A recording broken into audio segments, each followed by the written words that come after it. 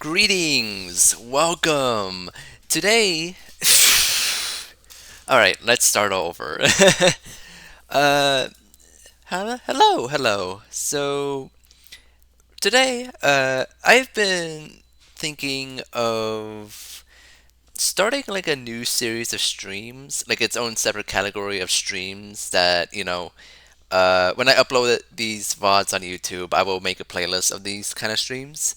Um, I'm gonna be doing a series that I call First Steps, which is basically a word that it means, it's basically a series where I basically play through demos of upcoming games. It could be like one game or multiple games within a single stream. But basically just, showcase some promising looking games. And this game in particular, I've been made aware of by uh, a good friend of my server, Moth Days. They've made me aware of. He made me aware of a game called Jin, the Silver Win, which is by what is their Twitter at? It is by Ketsui Buns. I apologize if I mispronounced that name. It's a friend of theirs. It's a friend of his, and it looks pretty cool. And I just want to try this game out. So yeah, let me boot up the game right now and see what it has to offer. Uh, Play. All right. Is it capturing right now? Let me see. There we go. Yep. Let's get this started.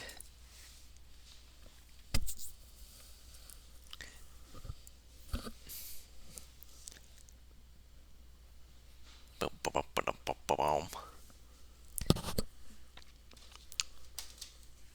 Very cool logo. Whew. All right. Press any key. I don't have any keys, but I do have buttons. Oh shit. I'm sorry. I'll use keys. Uh, let's just start. I don't know how long this demo will be. If it runs a little short, then I could do a brief pixel art stream. Hold on.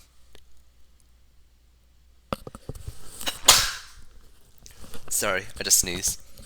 For this warm-up, all keys are represented by the default configuration. That's cool. Press the jump button in midair to perform a midair jump. Oh, that's a bit problematic. I'm using the Switch Pro controller, by the way, and this message is saying use the bottom button, but I'm using the A button, which is the right button. So I have to adjust to that. Uh, I could change the settings right now, but I'm not gonna do that. Press the jump to perform a midair jump. Oh, just like that. And it has like a stiff jump, so the double jump helps in providing an extra bit of mobility. Interesting. I didn't make it. The timing and combinations of grounded jumps and mid-air jumps are the key to success. Your mid-air jump refreshes once you land to the ground. Of course. Ooh, boy.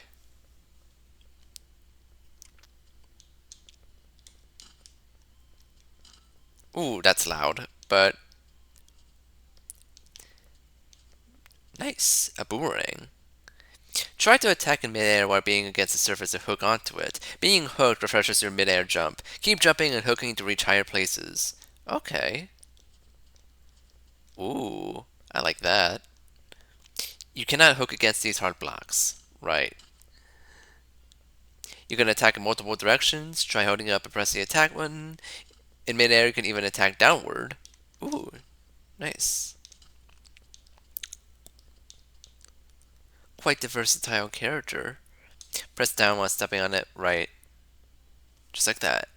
The tornado attack is a powerful move that leaps you forward as you are invulnerable to any harm. However, it drains your spirit bar. Okay. Ah, okay. shoulder button. Ah! Death. Okay. Touching one of these Magatamas, I don't know how you pronounce that, feels their spirit. Try using the tornado consecutively as you make contact with them.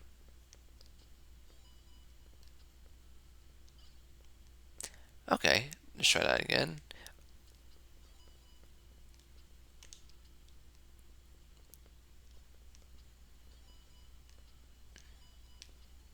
Oh no! Gotta get used to this.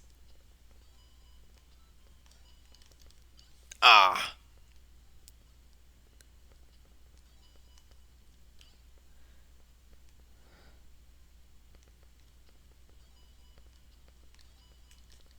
Fuck.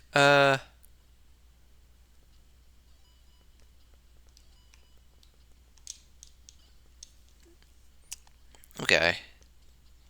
I have to get used to this.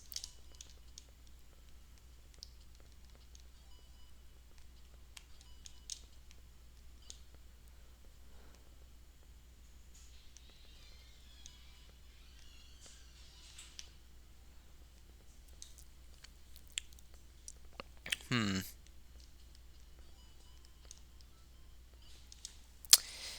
Yeah, I need to figure out, like, a good spot.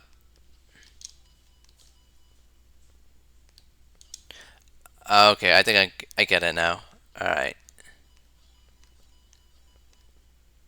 Did you know you can also hook onto ceilings? Try jumping forward from here. Ooh. Alright. Make your mid-air jump worth. Make your mid yeah. Make your mid-air jump worth. Worth what? I think it's supposed to say worth it. Don't take it for granted. First use a tornado attack upward and then use a forward mid-air jump. Right. Saving a mid-air jump for the last could help you to bust out from a dangerous situation. Mix your jump, mid-air, and tornado with different timing. Right, right.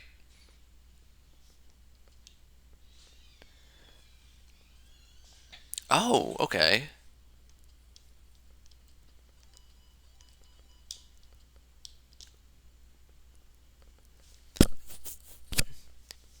Fills up your strain circle. Drains it away. You can attack way quicker and your spirit fills up faster. Ah.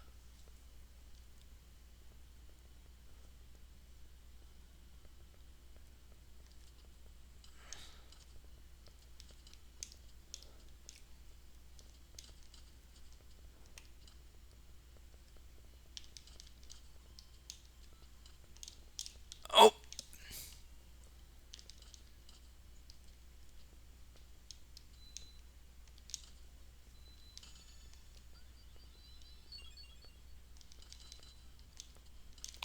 Ooh, okay.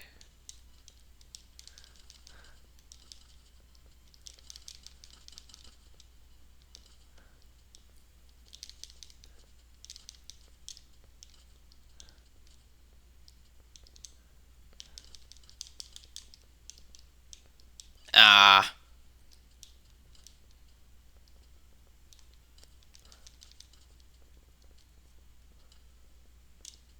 Go! Okay, I get the hang of this. I got the hang of this. Ooh. Toy Village.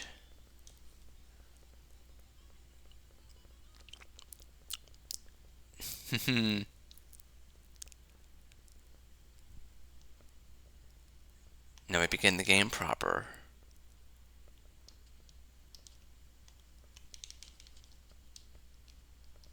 That's a conspicuous rock.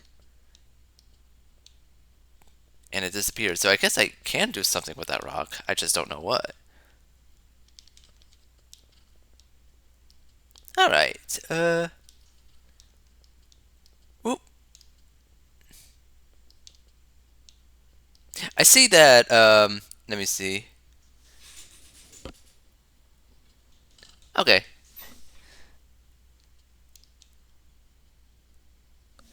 I'm looking at the rotating sprite actually. Like, does it actually follow No, it doesn't. It doesn't forward commit. I guess that's fine.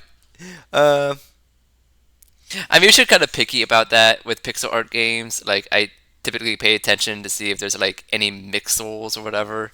Uh, but so far, this is looking pretty smooth. Whoop. Woo! Oh, there we go. I like how the semi-solid platforms are like pitch black with like a highlight on top. Uh, it's quite effective. It still sticks out from the background, but like in a subtle way. Whoop.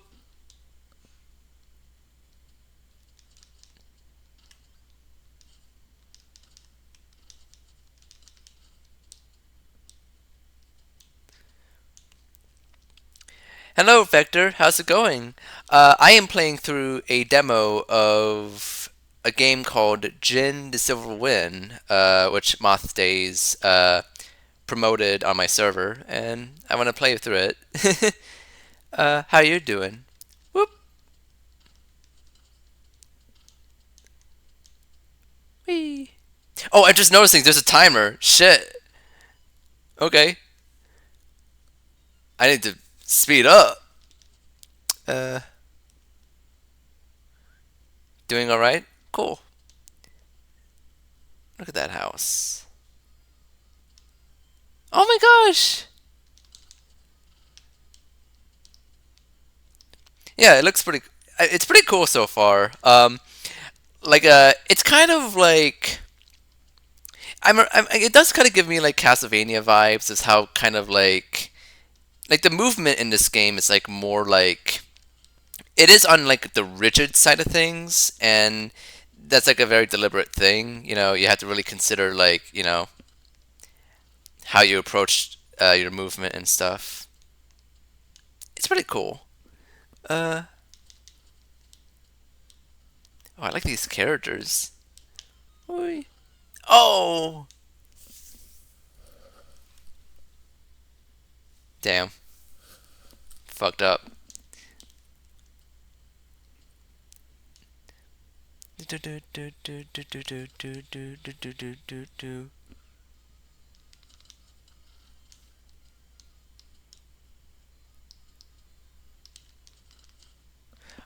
All right. You can't hear the game at all? Oh wait, you can't? Let me see. It should pick up the game audio. Unless did I mute it? Like is it just too quiet or do you just not hear it at all? Let me see.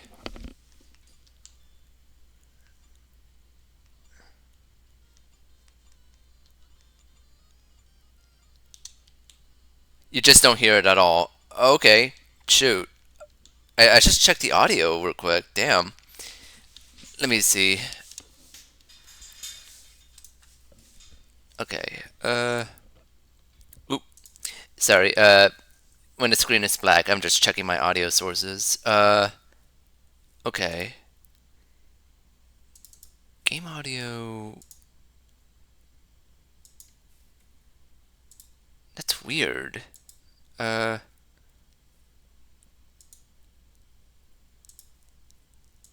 Let me see.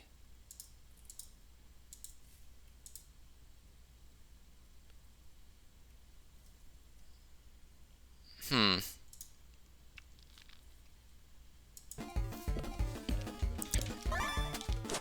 Do you hear the game now?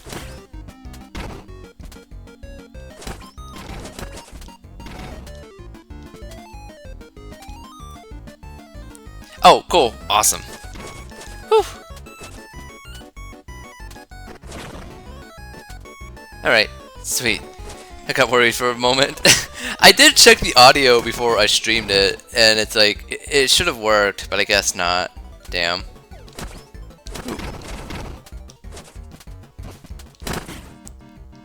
Let me get some health.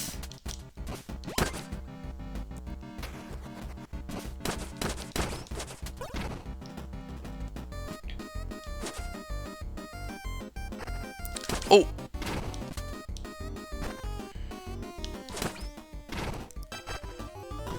Oh! Whew. Okay.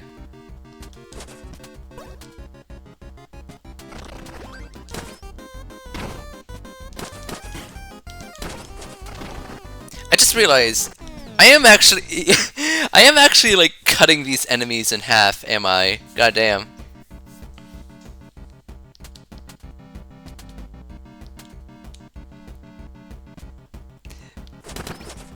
Something is off here.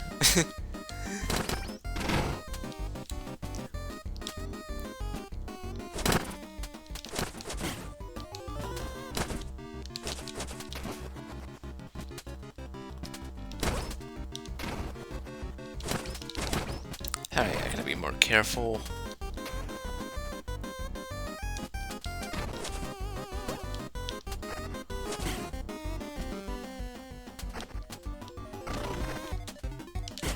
Ah!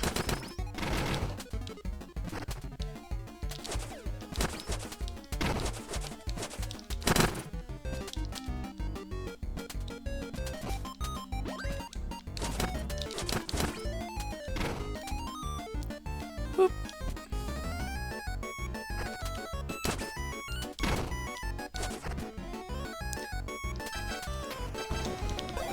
Ooh.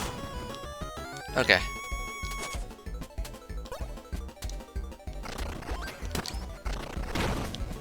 Oh, okay.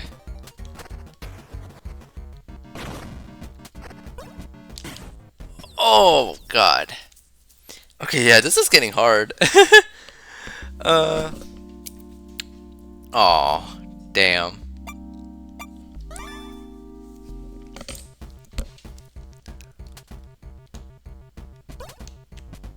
What is this deal with this rocky block? Can't do anything with it.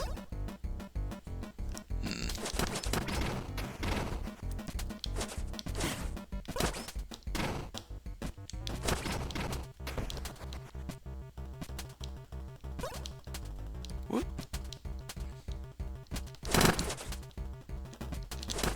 Something that I would definitely address in this demo is that like when you're destroying those blocks, they're a little... I think they're a little too loud.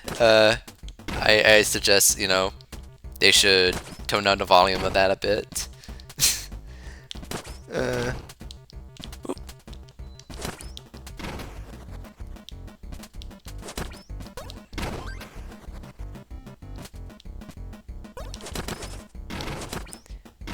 And I gotta use the strain mode. That really should help me out. There we go.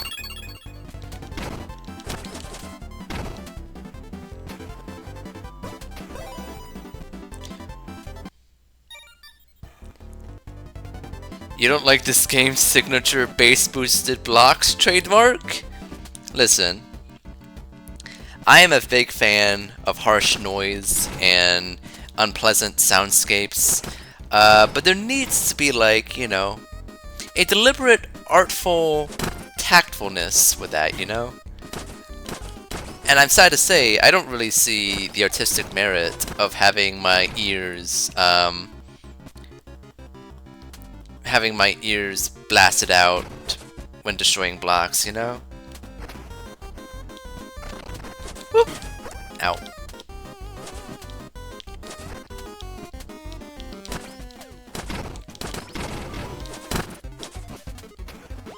Whoop.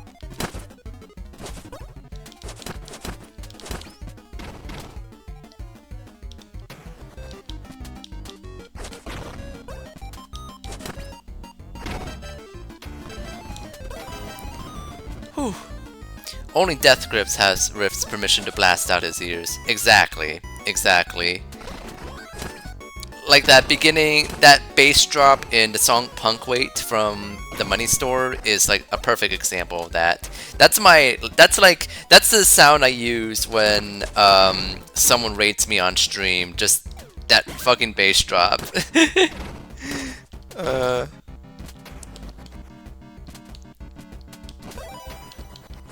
Oh.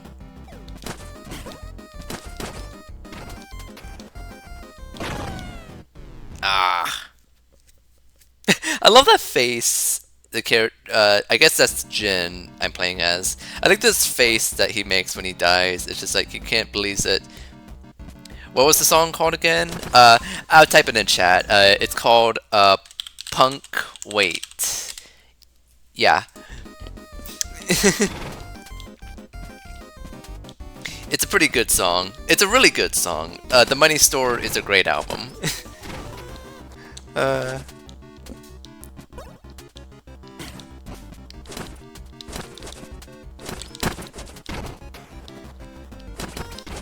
whoop. You're welcome.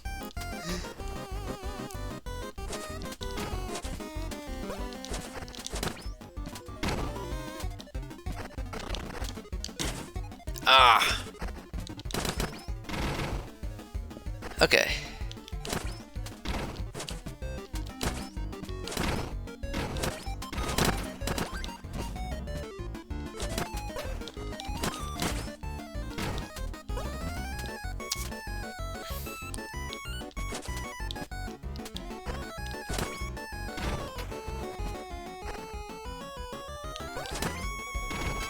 I really gotta focus, actually.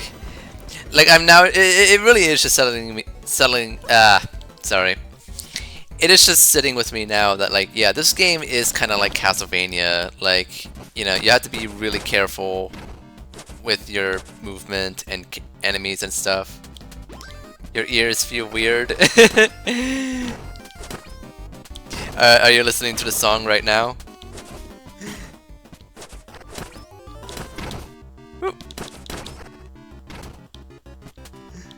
Yeah. It's something, alright, yeah.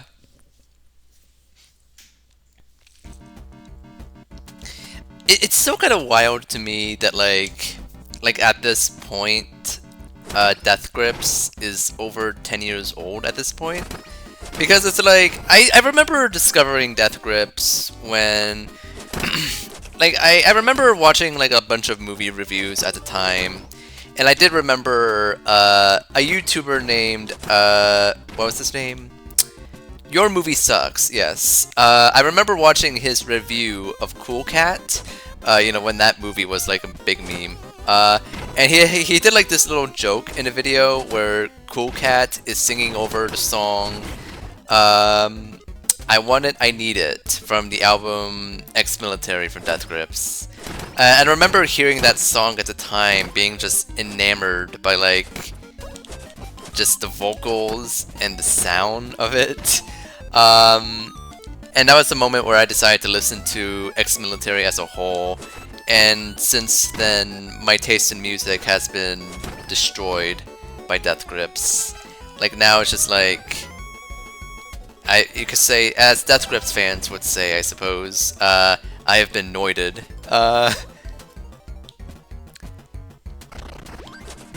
And I think I could confidently say that, like, Death Grips is my favorite band, I guess. They just have, like, a really unique sound to them, and they do it so well. Oh, I could have done strain mode. Shit. Oh. Yeah.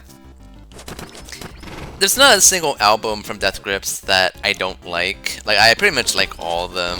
More than others, but it's like, you know, Ex-Military, The Money Store, No Love Deep Web, both parts of The Powers That Be, Boundless Pit, Year to Snitch. Like, they're all really good albums. Wait, hold on. I need to put Hose in my mod list. You should talk about Death Grips more, even if it scares a hose. Yes, I should.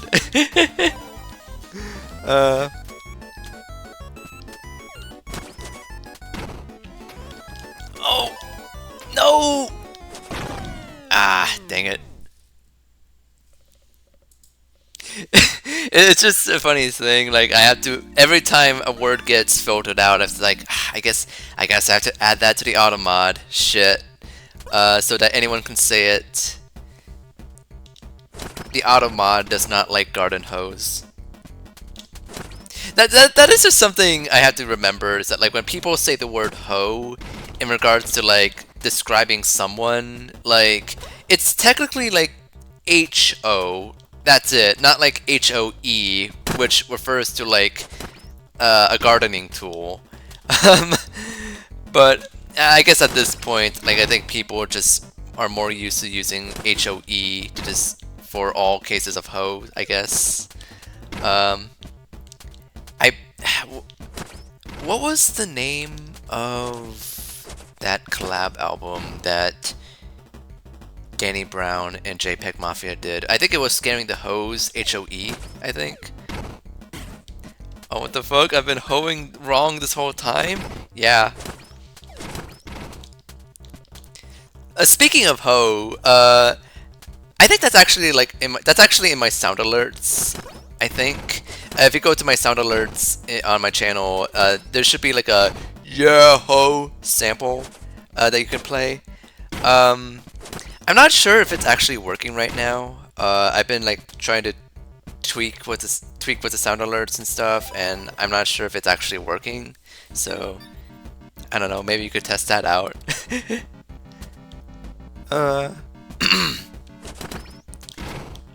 Anyway, let me actually finish the stage. Damn.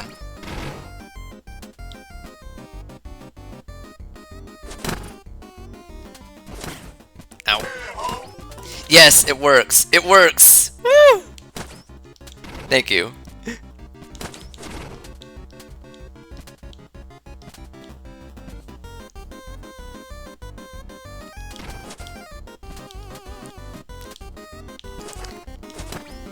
Anyone is free to have fun with my sound alerts.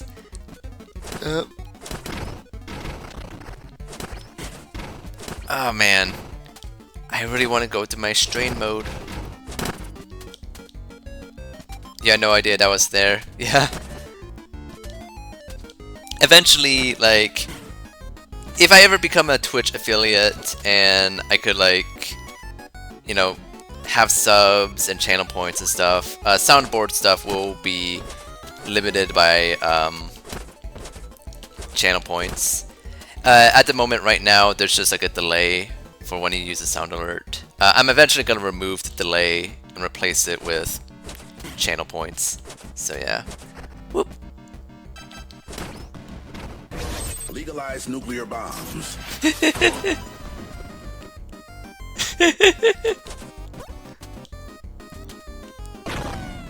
Oh my god.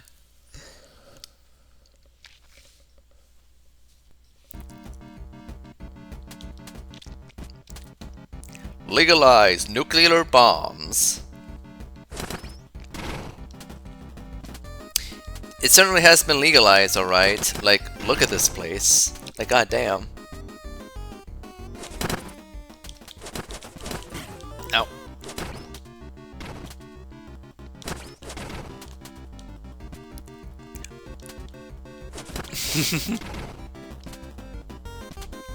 We love casting spells.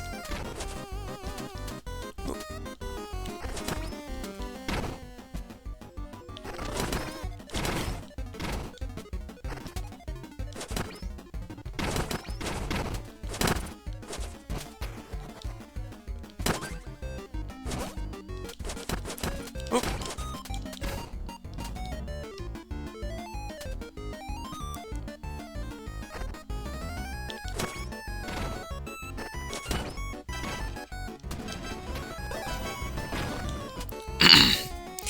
This song is sponsored by the Shadow Government. Oop. I don't remember if that was like the Trapaholic's voice or like that deep voice, like, damn son, where'd you find this? Ah, fuck.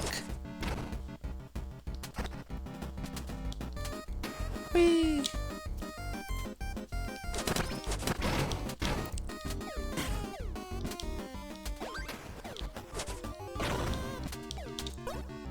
I need to be careful. Oh my god. I need to focus.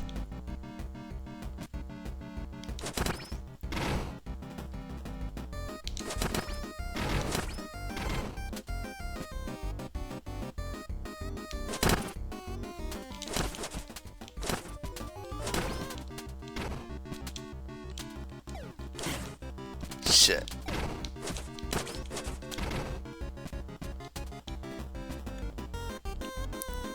I've been meaning to play the Castlevania games. I do own the collection on the Nintendo Switch. I'm not sure. I don't remember if I actually have it on Steam though.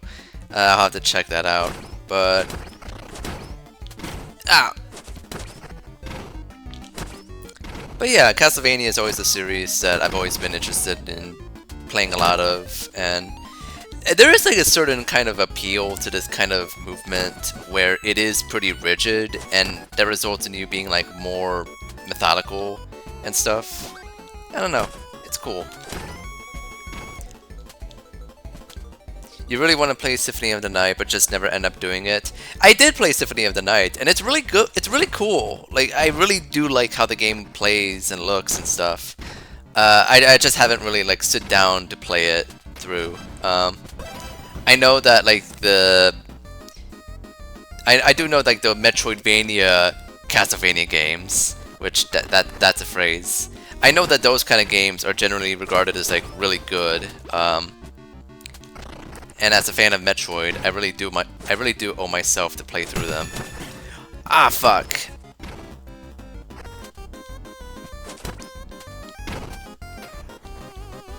Okay.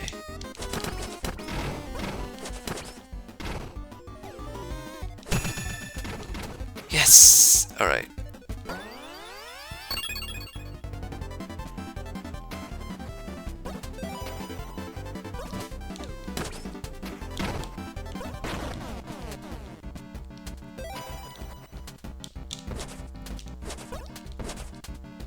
Whew.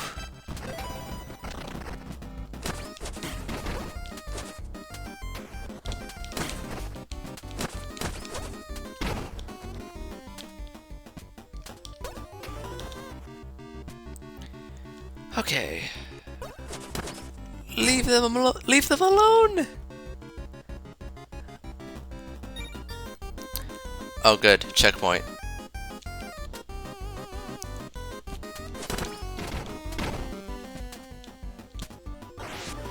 Whoa. Whoa.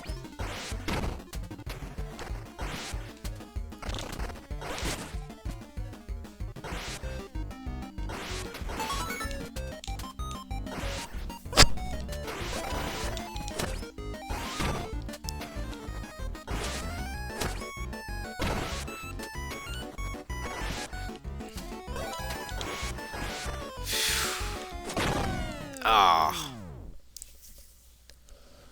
This is crazy. The whole city is on fire!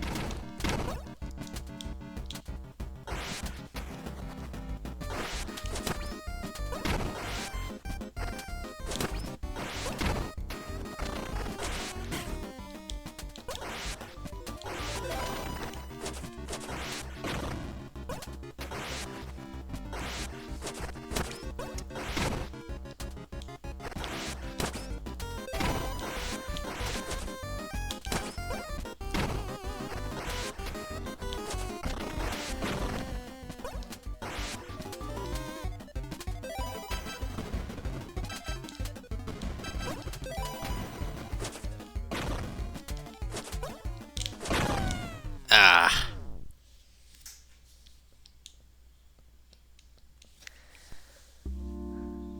Oh my god. I don't... Is this like the only level in this demo? Because if that's so, I think that's actually a good thing, because it's like, otherwise I'm literally spending most of the stream playing through 50% of this demo. Ow.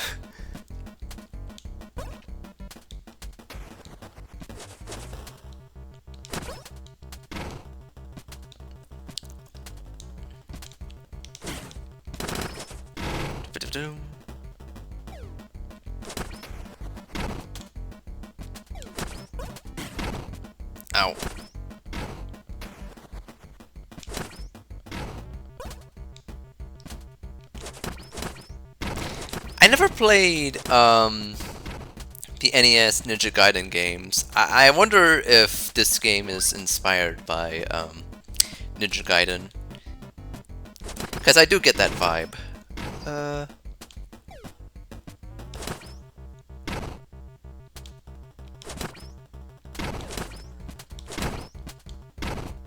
whoop.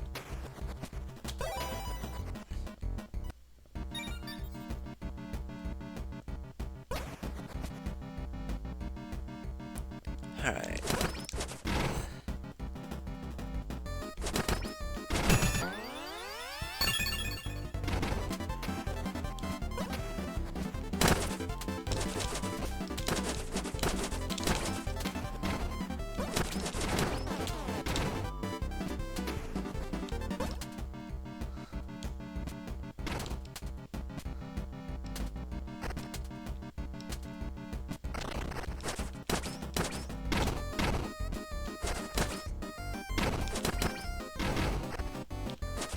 Ooh.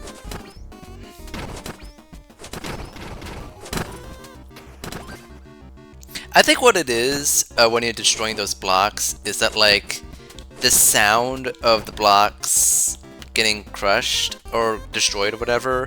Like I think it's a case where the sound effect is just like overlay onto itself, which is what creates that weird like boosted effect. So yeah, I don't know. Maybe they had to like tweak something there, like make sure the sound doesn't multiply on itself. Because in retro games, like I don't really think that's really a thing in retro games. Like the sound doesn't just multiply onto itself. It's usually like the same sound, no matter how many explosions there are. Ooh. Whoop.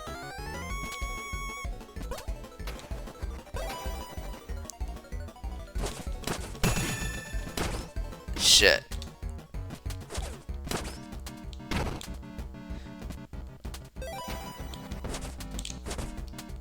Alright.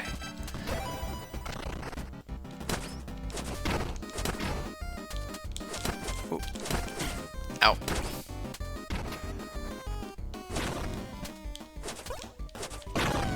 Ah. Okay.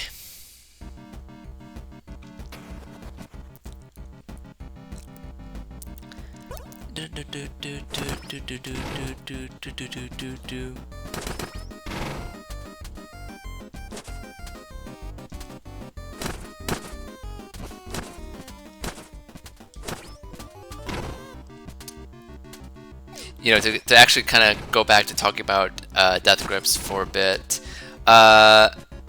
So there's this unfortunate thing that happened a while back. So it's been like, how long has it been? Like 5 years since their last album, Year to Snitch. And as of, I think this year, they decided to go back to doing live shows. And I never actually been to a concert before. It's just not something I ever thought about, like, going out for, you know. Lately, I've been thinking about, like, I do want to, like, go to a concert of one of my favorite bands, and I think Death Grips is one of them. But there's this whole thing that happened, in one of the last show they did not go over well at all. We gotta get you to Death Grips tickets, Rift. That may not be the case, because I think the, I believe that run of shows is basically over now. But, yeah, there's this whole thing where, one show they did was, like, did not go over well at all, because the place that they were performing in was not well maintained. From what I've heard of multiple reports, there was, like, people peeing into pits, harassment, all that unpleasant stuff. And for the band themselves, they had this unfortunate thing where there's like some random fan, it could be one fan or multiple fans, I'm not entirely sure, but there's like this one fan who was basically throwing glow sticks at MC Ride. Like, you know, Ride would try to, like, you know, do his verses, and then it's just this random fan is just throwing glow sticks at this man.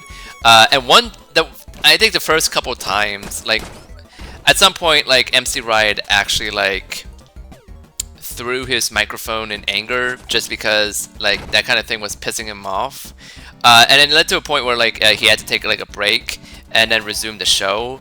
But then it just kept going and going, and people were just being really obnoxious, and it led to a point where like the band basically just quit their performance and just leave the show right then and there. Oh shit! I'm running out of time. Hold on.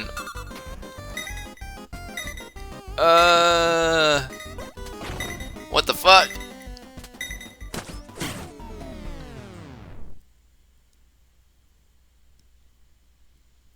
Damn.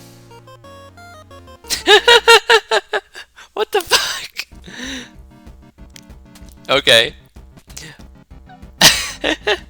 As I was saying, yeah, it's just like, it's just really unfortunate that that happened. There's that video clip of MC Ride, Stephen Burnett, his real name. He was just like looking at the crowd, not even doing his verses, and he just looks so like disappointed in the crowd. And then eventually Zach and Nick Reinhardt.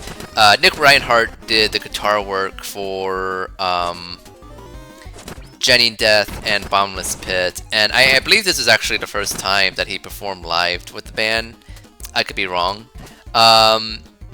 But basically, after that point, like the band just quit their performance and just leave. I believe it was like a 29-song performance, and they only finished up to like 25 songs. So it was a good amount of time. Like they were basically like tolerating this obnoxious behavior, and eventually it just became too much. You know, it's just really unfortunate that that run of shows has to end on such a bitter note like that. And knowing Death Grips, like, I don't know, like, I don't know what this will mean for the future of the band. Like, are they gonna like Death Grips, historically speaking, yeah, that sucks really bad for them. Yeah. It was just so unfortunate, and like Death Grips has like a history of like fucking with their fans a bit. Like most famously, like they have done some weird antics in the past because they're just kind of funny as a band like that.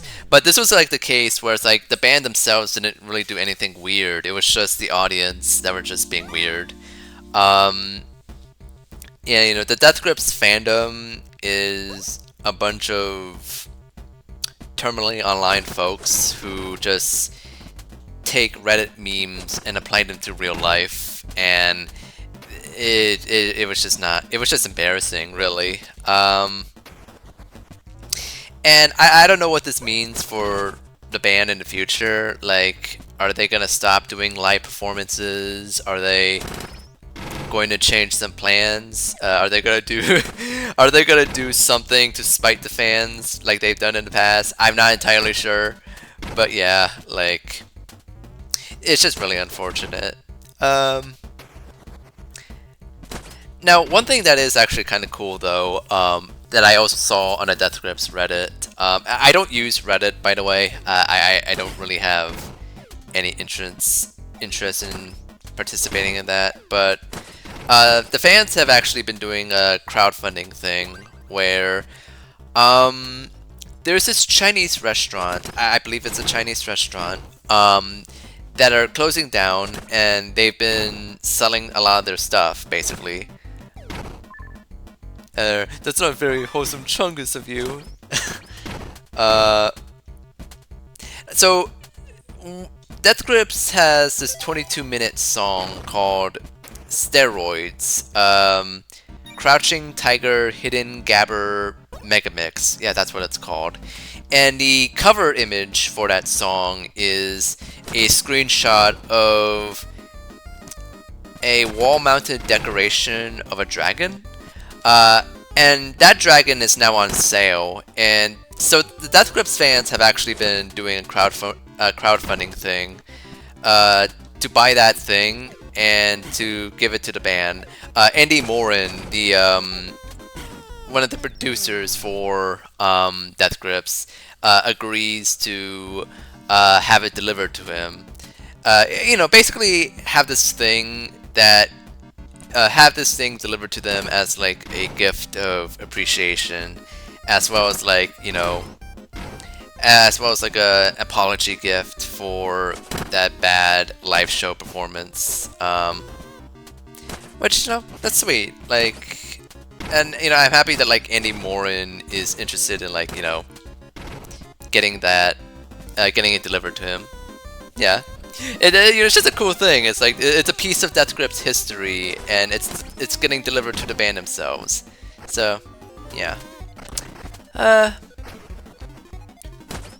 yeah, it's just an unfortunate thing. Like, Death Grips fans have always been kind of weird. Like, I mean, I think it's fair to say that for the most part, like any music that's kind of like out of the box or unusual, it's gonna attract an odd audience. I am part of that audience. And I don't know. I know that like lately, like Death Grip fans have been getting more. The fandom for Death Grips has been getting more and more unhinged, I guess. Death Grips fans and Rayman 4 fans having a weird off who's winning. Damn. I don't know. Like, I'm just trying to imagine what is the what would be the Rayman 4 fan equivalent of what Death Grips fans are doing, and I imagine like one of the memes that has kind of popped off in the Death Grips fandom is like, what do you wear in a live performance? And the outfit of choice is basically like a propeller hat, a lollipop, oversized overalls, just a childish outfit basically. And I'm just trying to think, if that was a Rayman 4 fan thing, they were probably dressed up as like bunnies, really. It is funny. Unfortunately, like that was also a part of the mess. Like, not as bad as like the glow stick throwing. It was it wasn't just a glow stick that was getting tossed at MC Ride. It was also a full-on water bottle at MC Ride. Which, like, fuck, come on. But yeah, like, would Rayman 4 fans dress up as bunnies if they were to go to like a Game Awards show or a Summer Games Fest or whatever? I don't know. Whoop. You would? Yeah.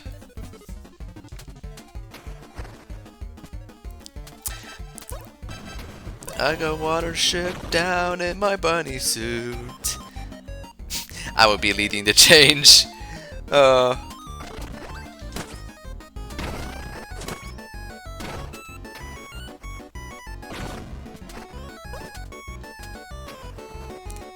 Anyway.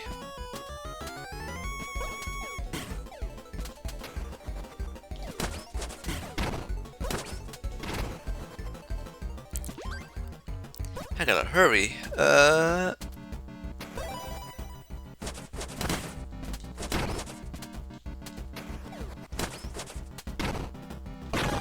Oh my god.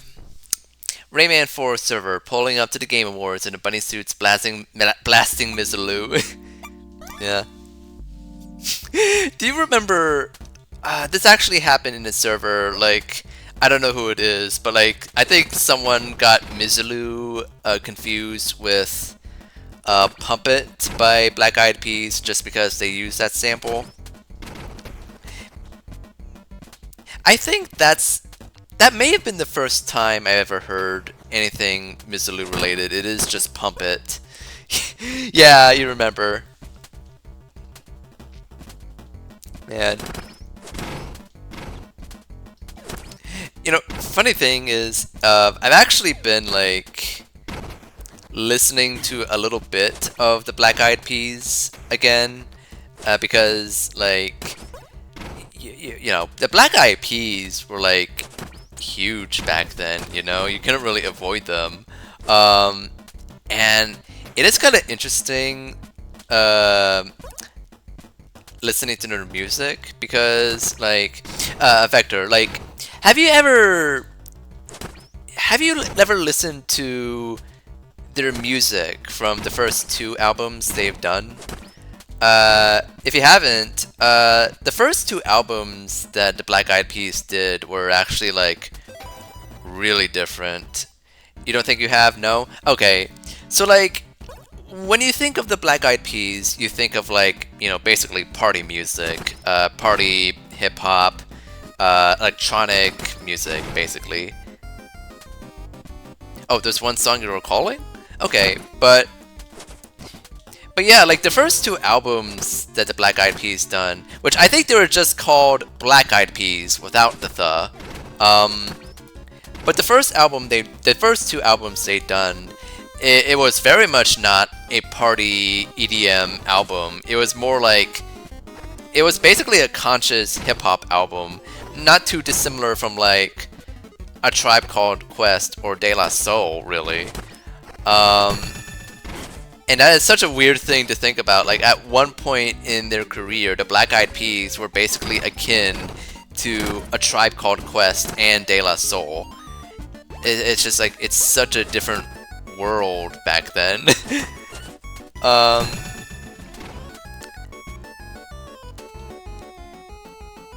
You remember finding one of their early songs a few years ago and really liking it? Yeah, like I know like the first two albums they've made are like pretty well regarded, and it's really unfortunate how much the band has really, you know, changed. Like they're still making music, by the way. I think their latest album they released is called Elevation, and let me tell you right now, I have actually listened to a bunch of snippets of the songs off of that album, and oh my god, it is awful. It's basically them cashing in on reggaeton music, and you know, Black Eyed Peas always has this knack of interpolating old songs. Some would say they rely on it too much. But like Elevation is basically them selling out on this reggaeton sound, and they're also interpolating a bunch of songs in an uncreative way. It barely sounds like the Black Eyed Peas at this point. Like, it is so commercial sounding, and it is so disgusting to listen to. It's like going from like the first album to their latest, it's like they really fall off. Yeah. There's actually one thing about the latest album that is really fucking weird. Like, I don't understand why they did it. How many of them are even left? I could have sworn most of them split up or something. So, the Black Eyed Peas have actually been a pretty consistent group from beginning to end. The most notable changes are like, so in their first two albums, they have like a singer named, what was her name? Was it Kim Swift, I think? Maybe.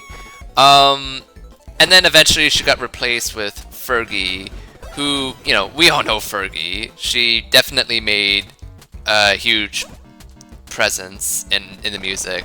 And then eventually she left the group, and Black Eyed Peas sort of went back to being like a trio like they did in the beginning.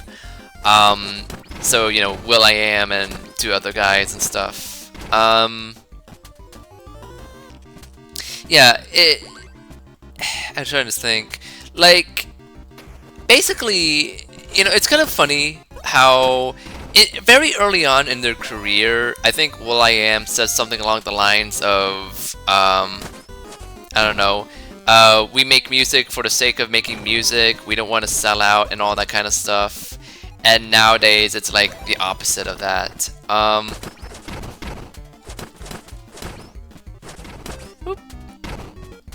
actually, I just remembered, before the Black Eyed Peas, does he know? Didn't he? He didn't. But, you know, I think to kind of illustrate how, like, sort of prominent the Black Eyed Peas were back then, I sometimes forget that will.i.am is the guy that made the Samurai Jack theme. Like, he is the rapper behind the iconic Samurai Jack theme. Like, that was the kind of popularity of the Black Eyed Peas back then, that they were given the role of making a song, a theme song for a really well-regarded Cartoon Network show. Yeah.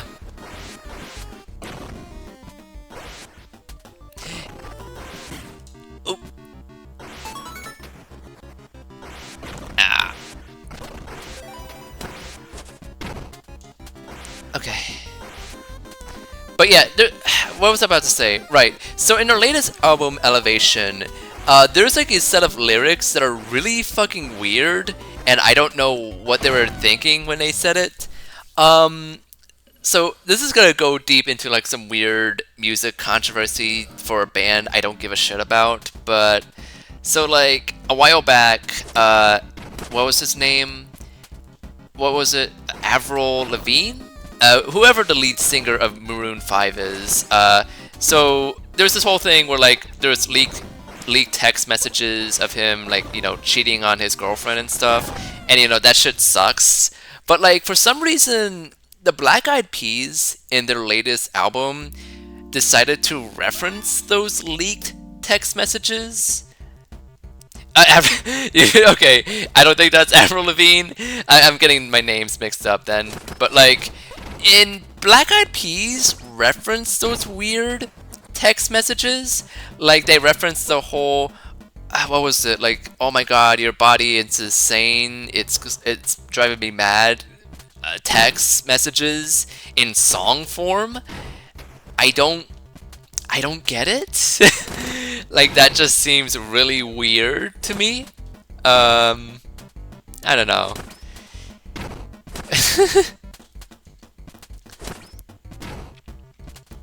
But yeah, Black Eyed Peas are such a weird group. There's a YouTube video I want to recommend. It's by a guy named Mike the Snare. He did a video on the Black Eyed Peas album, The End. And it's a really good watch, and yeah, it's just so, I don't know. The Black Eyed Peas are just a weird thing.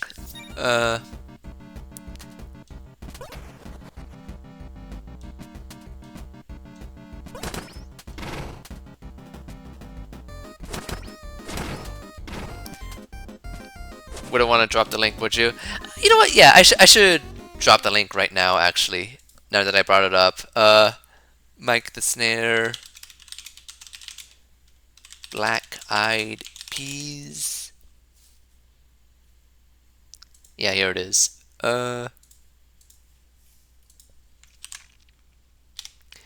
Here's a link. Alright.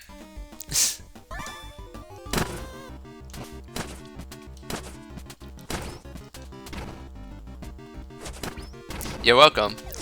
Mike the Snare is a pretty cool YouTuber. I like his stuff. Alright. Now, let me actually finish this fucking level. God damn. I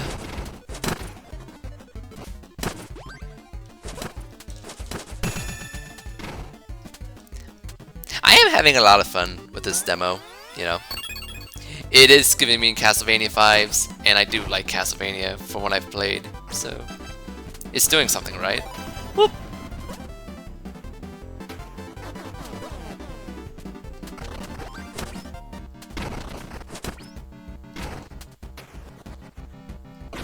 Ow.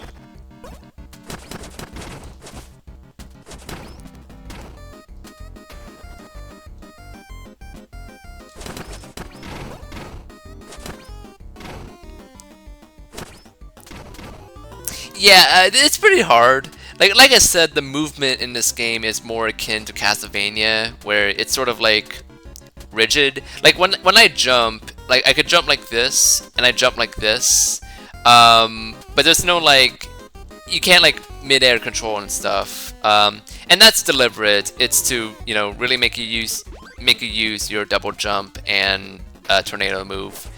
I just have to get like a good feel for it because I do think it works. It does work very well for what it is. Oh, ow.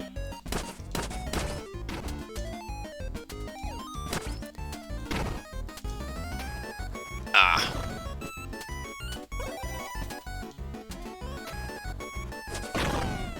That Sonic 06 jump still making waves years later. Like having a limited jump is like a valid design thing, Like it does have its own interesting level of challenge where it's like you really got to commit to your jumps, and I do like that kind of thing, Like it could be done wrong, of course, like in Sonic 06. Like I don't think a high-speed section like that should really have that stiff of a jump at all. But in this kind of context, it does work. Whoop.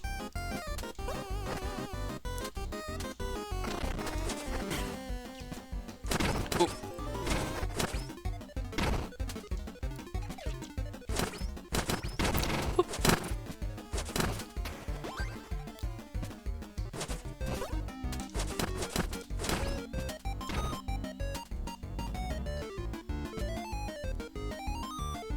Okay.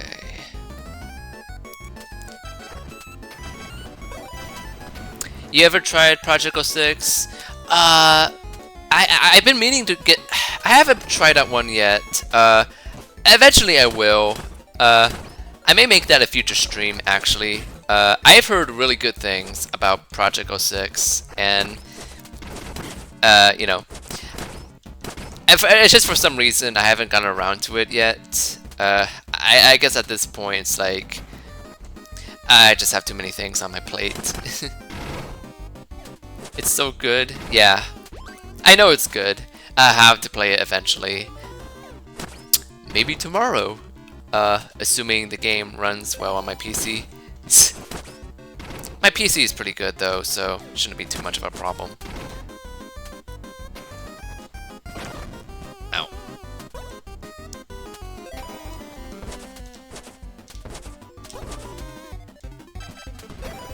Oop.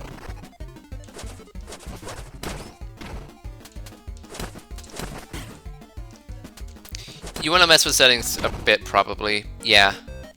Oop.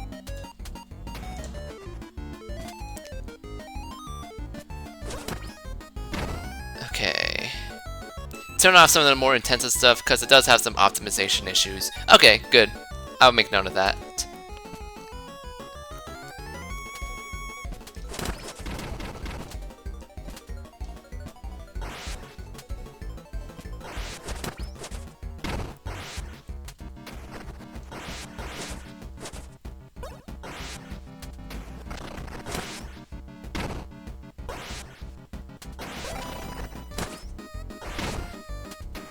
Careful at this part.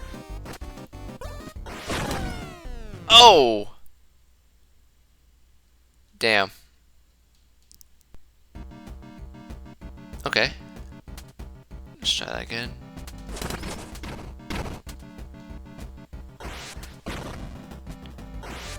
I'm not even sure.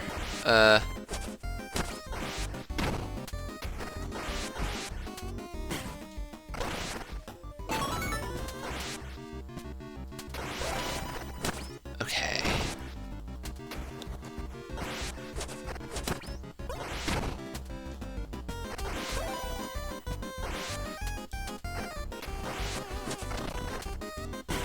Ow.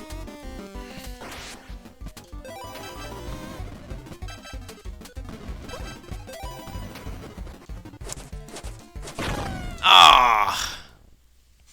Damn it. I need to be more careful there. Ooh.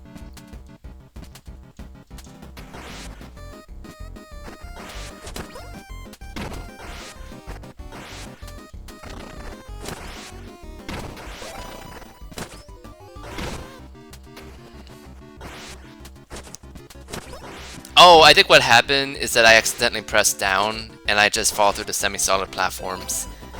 I think that's what happened. Oop. Oop.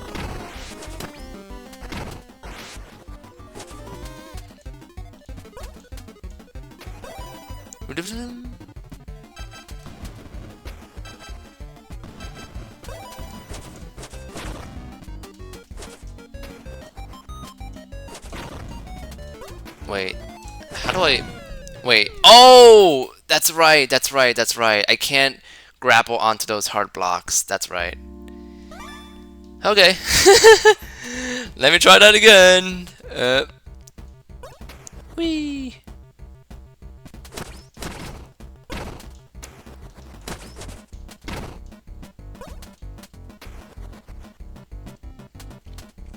But yeah, something to consider for an eventual full game of this, difficulty settings, for sure.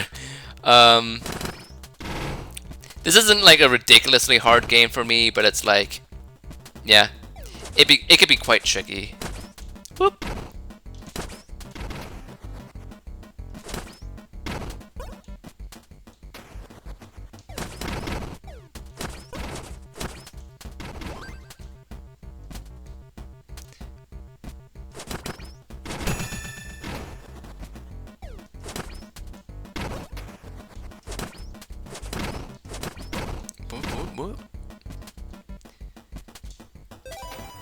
No.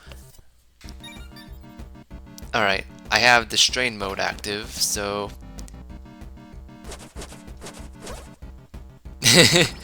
Don't listen to this man. I'm a real gamer, and I say this game actually shouldn't be completable at all. Exactly.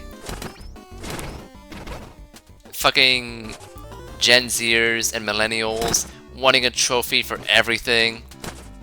Ooh.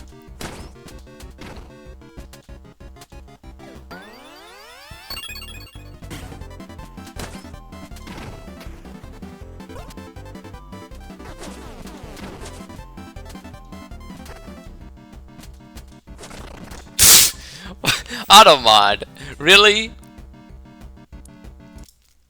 Apparently, Automod does not like saying the word losers.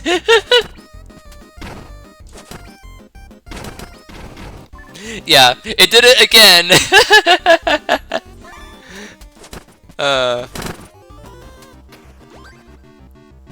Man. That's something we should add as like a rule in the Rayman 4 server. Don't call anybody losers.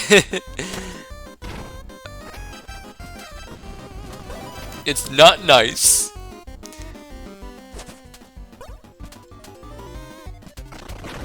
Ow.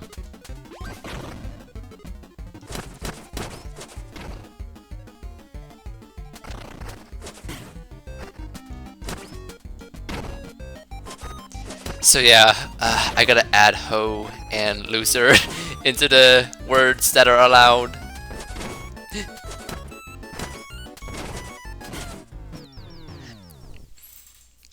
I want to know if you can just block words on Discord entirely, and then I want to do it with Vubaha. I'm not entirely sure. I would love to block out the word Vuba and Voobs and Vubaha off the server, because that shit has been grating to me as well.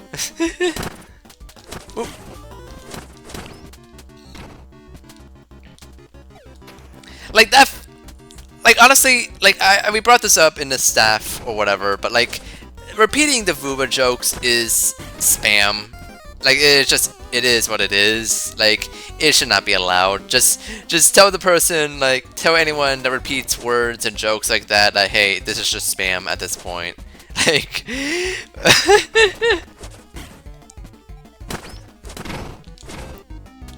goddamn Discord users treating public servers like they're a playground. Whoop.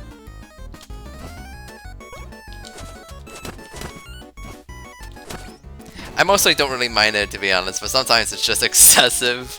Yeah.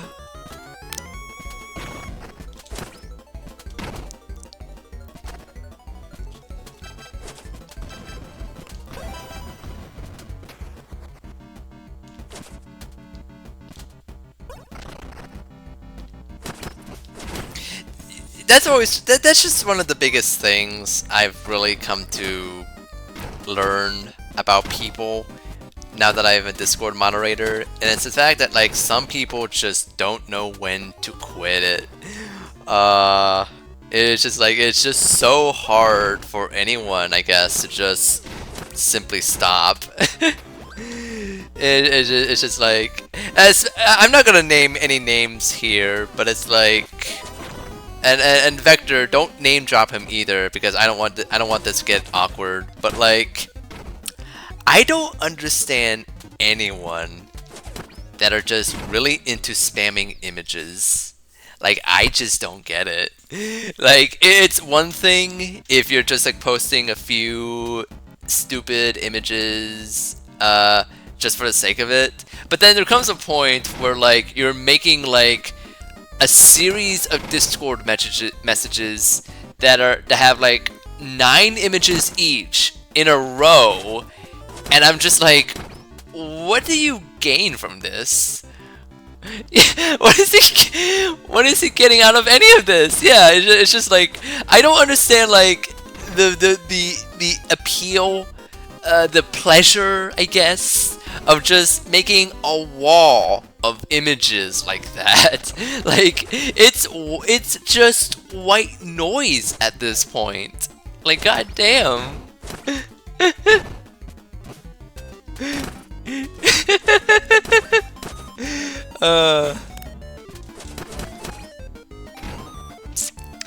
I've never, like, you know, like I have God, I have come across people who are pretty rude, who are very easy to just cut off, but then you have some people like them where it's just like, I don't understand your motivations, you seem really stubborn to really change, and I just don't know what to make of you.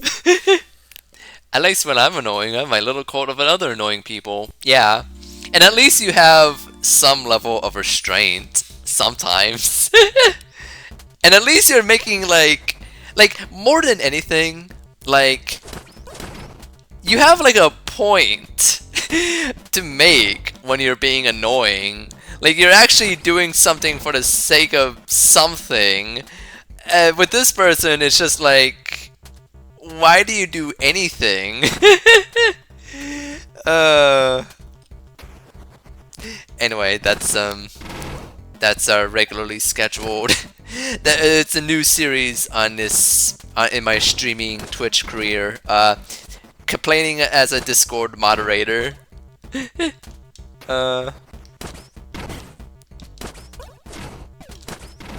Man.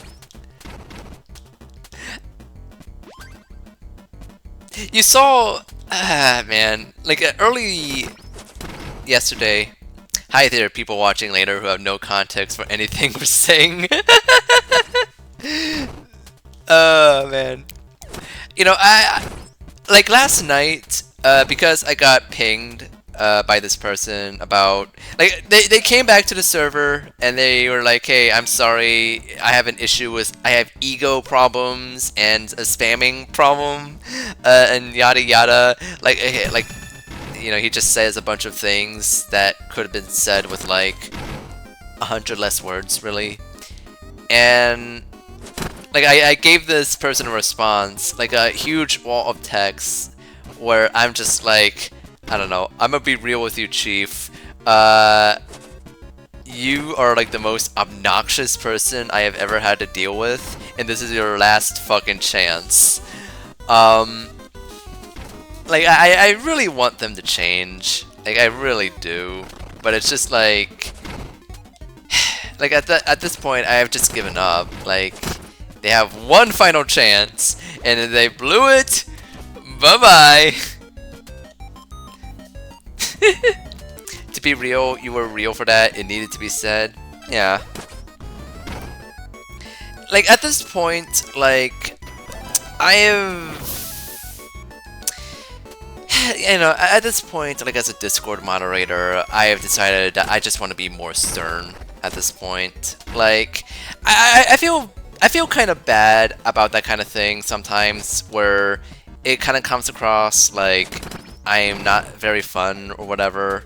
And that's just not true. Like, I do like being silly sometimes, but, you know, there comes a point where, like, say, like, if a general channel is being filled with a lot of one-word non sequiturs and it's filling up the entire screen, I think something needs to be stopped there, you know? Um, like, at the end of the day, like, it is a public community server, not like a private friend group or whatever. And while it is good to have fun, there comes a point where, you know, you gotta read the room, you gotta behave yourselves, you gotta make people around you comfortable. You know, the standards are just different. So yeah. Like, I don't get you. I get you don't want to be harsh, but man, there's a point you just gotta stop sugarcoating it. Yeah.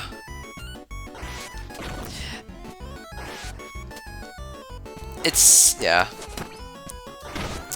I think more than anything, like, I guess that's just like the thing with being in a public community like that, is that like you're just gonna attract some weird people, and like I don't want to be mean about it, but like there are clearly some people in the server who are not socially, I don't know how to say it, who are not socially smart, I guess.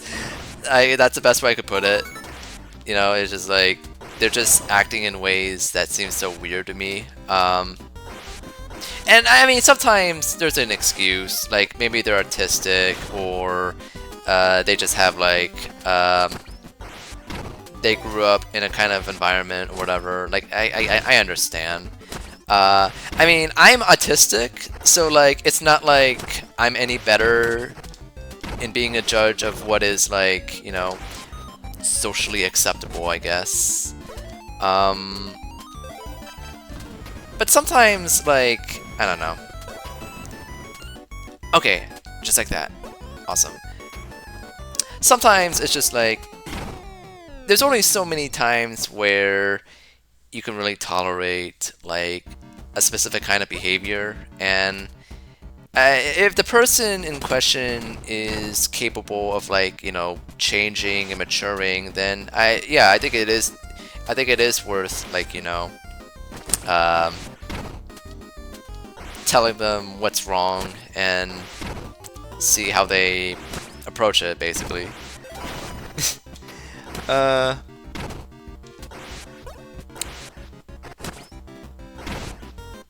Anyway, this game is good.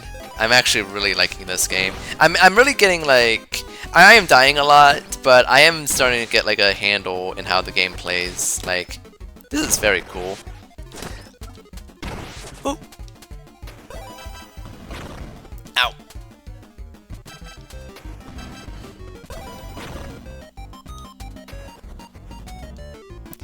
Okay. Let me be careful. Ah. Those kind of jumps are tricky. I was worried that the stream would be going on for I was worried that the stream may be too short because I am playing a demo, but at this point we're like an hour in, and it's like, that's fine. That's good. I could stop at 2 hours if I want to. I gotta be careful.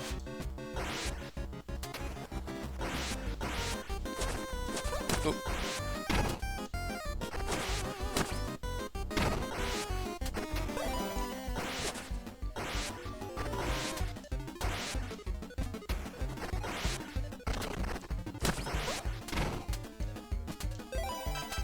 Whee.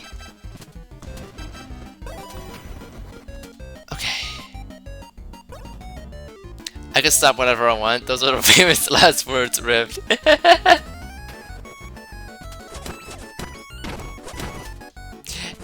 Yeah. I do try to follow like a kind of threshold for streams. Like at the minimum, I want to go for like 2 to 3 hours if I can. But if a stream is a little less than 2 hours, that's fine. Whoa! Whoa! That was cool.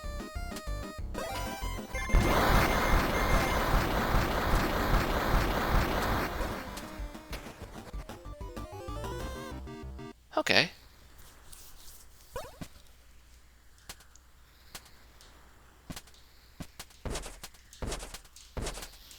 You did it!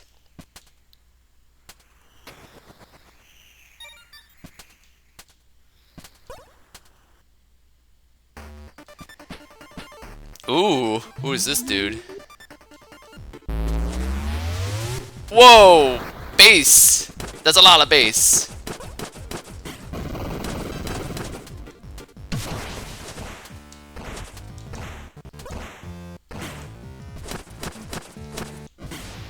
Oh my god. Why is that so loud?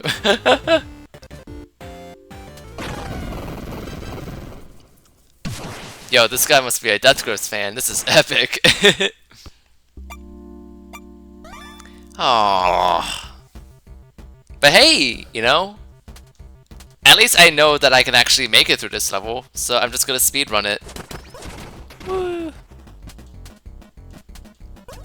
The tornado is faster than my regular walking speed, so I should use it more often.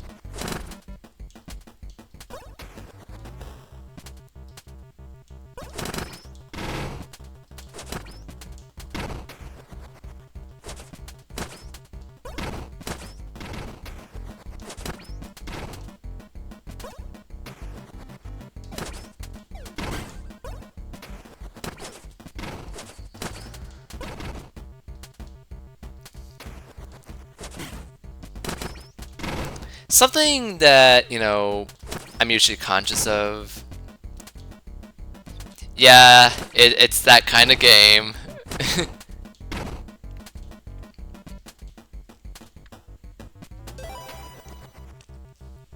That's actually something I've been thinking about in regards to like boss battles is I want to ask, do you have like a specific preference for how boss battles should be hosted?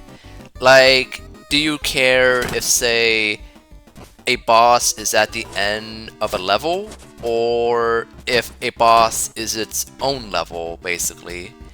Like with Sonic in particular, like that logic changes depending on the game. Like the classic Sonic games and games akin to it would have like boss battles within the levels, and then like Sonic Rush and other games like it will have bosses be their own levels.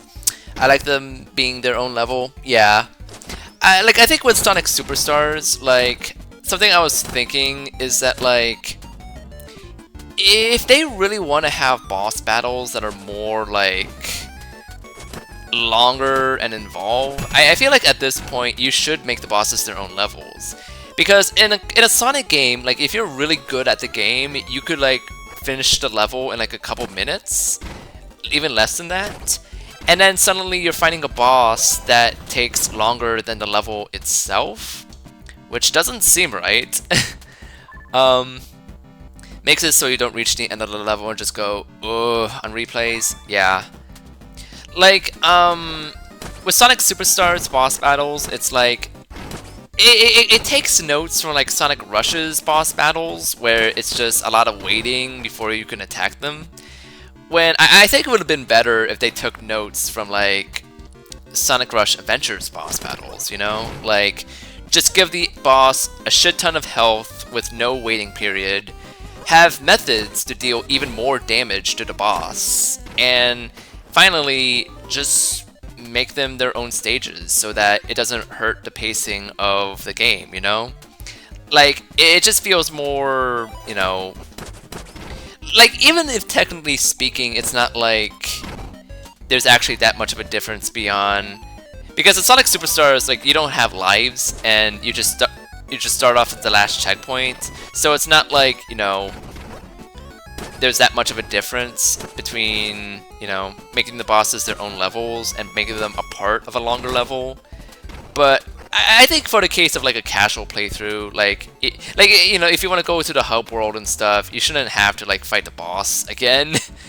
um, I hate Rush's boss battles so much that the reasons I gave on it just did not have the patience. Yeah, it's just a lot of waiting for a kind of gameplay style that's all about like playing very quickly and not having to wait. That's why I think Sonic Rush Adventure has much better boss battles, because instead of just having like long waiting periods for bosses that have like 6 to 8 attack points, they basically just give the bosses a shit ton of health, and you could deal as much damage to them as you want when you can. Without any waiting. And sometimes bosses will have like a method where you could deal even more damage to them. Like, to me, that's a much better way of handling Sonic boss battles than Sonic Rush. Yeah, I honestly think Rush is kind of bad. I don't know why people hype it up so much. I like Sonic Rush, but I agree it's not perfect. Like, Sonic Rush, like, I like the music, I like the style, like, I think it's a cool game, but it's also, like, wonky and weirdly designed in places, and I much rather play Sonic Colors DS at this point. So yeah.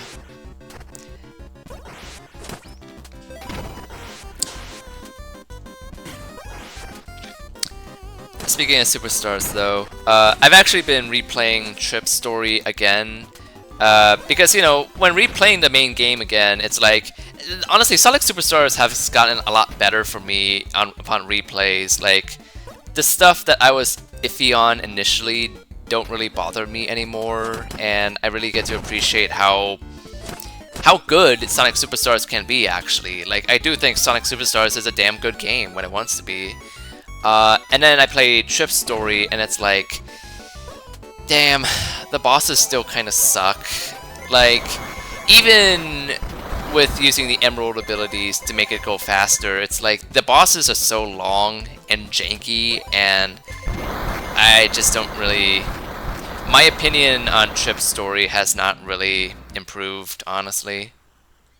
I can't wait for the mods for Superstars, man. I really hope the community pops off. Yeah. Give me those custom levels. There's been I've seen a lot of like really good graphic artists in the Sonic community, and I'm most intrigued to see there's been like efforts to make like full-scale games out of mods and stuff. And I would love that to be the case for Superstars, because again, the foundation is really good. It just needs like much better levels. Ooh.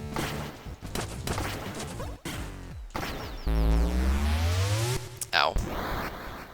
And honestly, this is gonna sound petty, but not petty. But like, I would love to see modders make levels that look better than the one in the base game. Like, have actual appealing lighting and ambient occlusion. Oop! Whoop!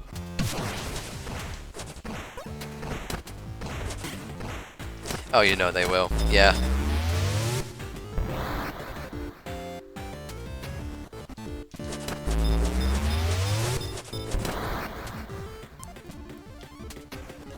The big reason why Sonic Superstars doesn't look that great to me is because of the lighting.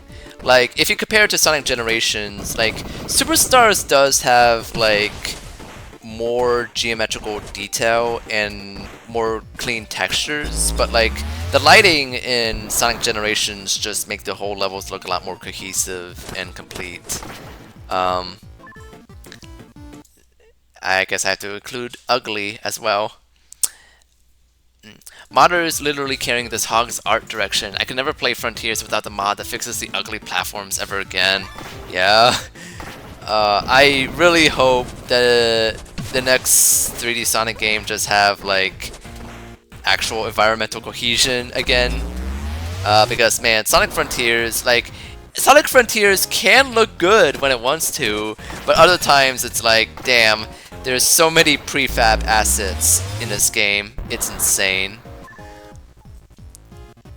Like, I saw someone respond to a tweet saying that Sonic Frontiers is an ugly game, and they respond to it with like, nah, it's not ugly at all, and they just post screenshots of the game. And I'm not gonna, no offense to that person, but like, you're not really making a good case for yourself when the screenshots in question includes a bunch of like stock rail assets and platforms that just muddies up the image, you know?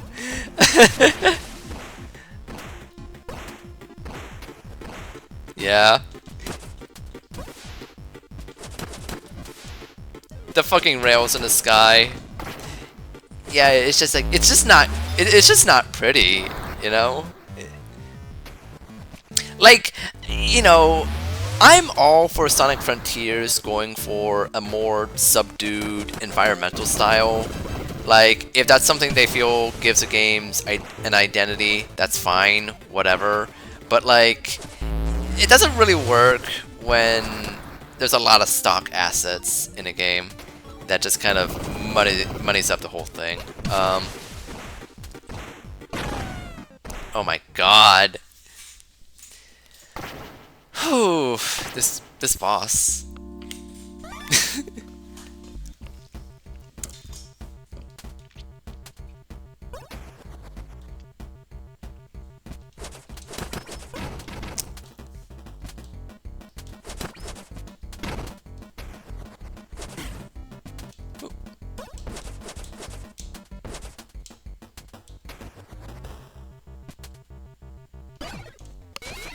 I really do believe that saying the game has no art direction is accurate because it's just a mishmash of assets. I kind of agree to an extent. Like the actual environments themselves in Sonic Frontiers, like, while it's not my preferred style of Sonic environments, I can at least kind of respect what they were kind of going for there.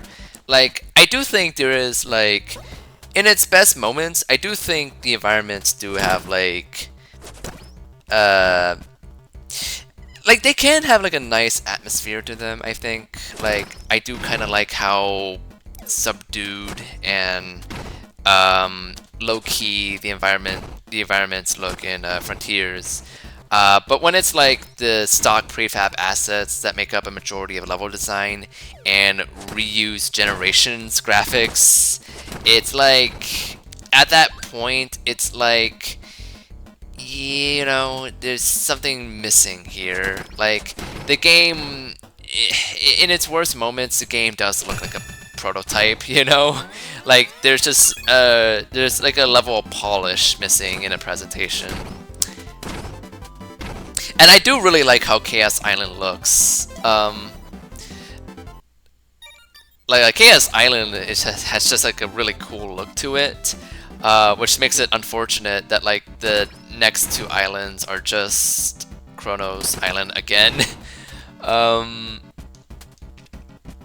That's so just disappointing when I first played the game. It's like, Chaos Island honestly looks like a pretty fitting final island for the game, and then the actual last island is just the first level again, and it's like, something clearly went wrong here. Let me be clear, I like Sonic Frontiers. Like, you know, if there's a game that I could describe as being like greater than the sum of its parts, it would definitely be Sonic Frontiers. Like, that game has so many unrefined elements. It's a really shoddily put together game with very video gamey elements that doesn't feel really natural, but I also had a lot of fun with it. Like, I do find a lot of fun moving Sonic around the open world. The challenges are generally pretty good. Like, I do enjoy playing Sonic Frontiers, and for me, like, if a game can actually be pretty fun despite the unpolished elements, then that's a sign that there's something really good here. It just needs, like, you know, It just needs better elements surrounding it. The whole game just feels like it's sketching everything as much as it can. Like it's forcing itself to be as big as it can. Yeah. Um, it's a very much a rough draft, and you know, like I don't think. Like obviously, when compared to other $60 games, like Sonic Frontiers definitely is lacking in a lot of areas, and I guess in that case, maybe $40 to $50 would have been more acceptable for the game. But at the same time, though, like it is a bigger game than other Sonic games, and you know, it's a bigger game that doesn't feel like it goes on for too long, in my opinion. Like, I do think for the most part, it is paced pretty well. But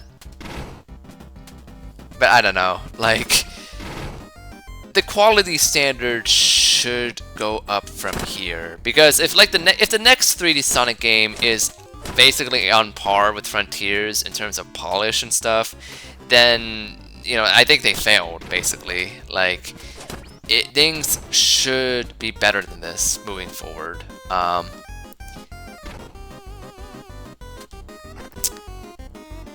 You know, it's like, let's not be content with like a 6 to 7 out of 10 games. Let's go for 8 and 9 out of 10, you know?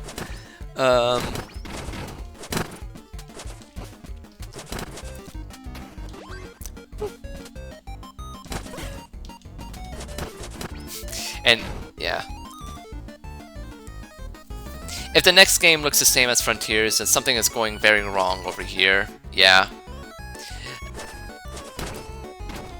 Like the next game after Frontiers should really have more interesting environments, because if an Apple Arcade exclusive Sonic game has more visually striking visuals than the AAA $60 game, then I think there's something wrong here, and they really should like take notes.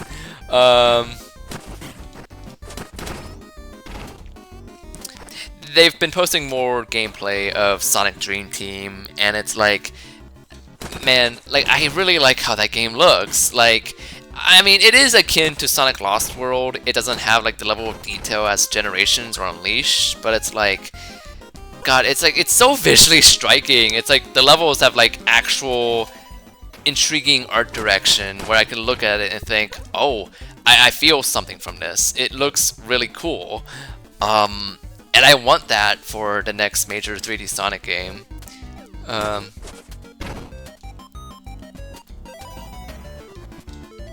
Rift, I need you to hook me up with an Apple Arcade game dealer. I cannot live my whole life without playing Dream Team. Yeah. I believe Apple Arcade can be... like, it's exclusive to a bunch of Apple products, and I guess that includes a Mac, I think. Like, they did say something about Apple Arcade being on PC as well. Maybe not Windows, but, you know, it's not just phones, you know? But yeah. It is interesting to me, though, that, like, I am torn on the whole Apple Arcade exclusivity thing. But at the same time, I understand what Apple Arcade is trying to do. It's basically to provide, like... it's basically to provide people with higher quality mobile games than what you would typically find. Because, like, I think the reason why Sonic Dream Team looks as good as it does is simply because they really want the game to be good for mobile game standards. Like, you know, it's like it needs to be very high quality, something that you can only really find in an exclusive service. And I guess that's motivation enough for Dream Team to look as good as it does. Which, you know, that's nice. I'm glad that there's like motivation there. But gosh, like even reading like the previews for the game, where they said that the game reminds them of like Sonic Adventure 2 in terms of its gameplay and design. And also like it even does like the Sonic Adventure thing of having like missions per zone. So like the first mission is just, you know, point A to point B, and then the other missions are like speed running and finding the keys and stuff. Like Dream Team is the most they have done an adventure style in a long time, and that's just crazy to me. Of all games, it's this one. They said it's inspired by Tony Hawk. That's what I've been wanting so bad. Yeah! Like, Tony Hawk is like a good reference point for like the kind of 3D games that, you know, the Sonic series should do, you know? Like, Tony Hawk is a good inspiration choice. It's a good reference point. Whoop.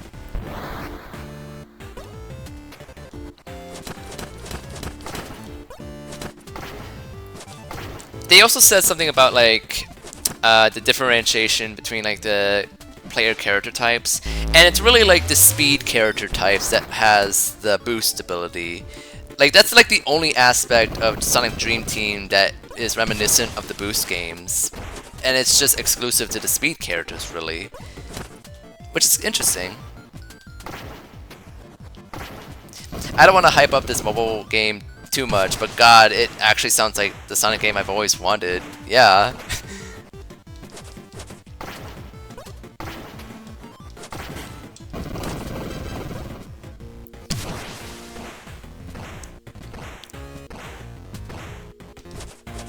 Okay. Oop.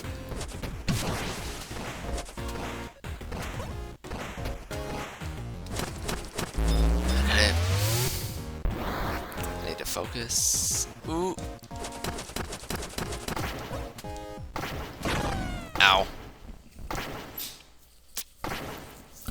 I love the idea. I said this on Blue Sky, but I love the idea of basically like smaller versions of mainline games where it's like, oh, it's like that game I played on a console, except it's like smaller and it has some novel ideas here and there. Like, I don't know, I always like that when a foundation isn't always used for like really big titles, basically. And Sonic Dream Team really very much falls into that, where it's like, here's a 3D Sonic game, but for mobile devices, and it's like not as long as a typical 3D Sonic game. Because I think they said it's like, what, 12 levels with 4 worlds, basically. And, you know, like, that's pretty good for a mobile game, I think. I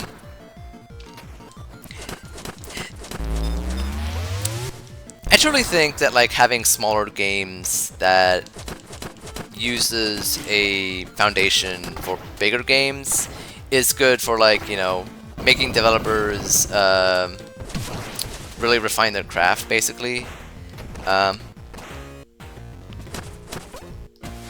That's pretty standard for Sonic, right?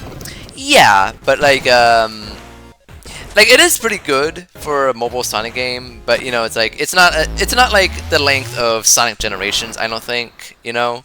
Like they said 4 zones, I guess, each with 3 acts. At least that's what I'm assuming when they said 4 worlds and what was it, 12 levels? So it's like it's a little shorter than a typical Sonic game, I guess. I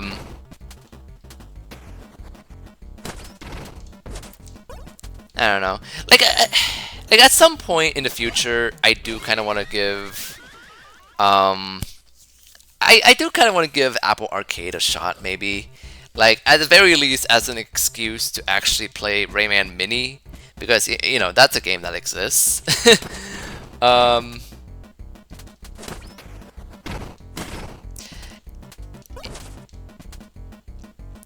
I'm not a fan of the exclusivity thing, but I understand that, like, you know, they really want to have something good going for mobile games, basically. Like, something that's really high quality with very little, like, predatory elements, I suppose.